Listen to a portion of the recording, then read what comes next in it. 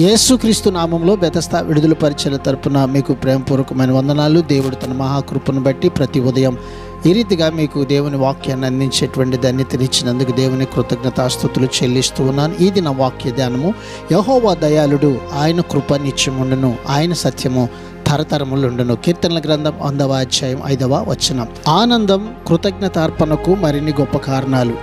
ఏకైక నిజదేవుడు, మంచివాడు, కృపామయుడు, విశ్వసనీయుడు, ఆయన ఎన్నటికీ మారని దేవుడు.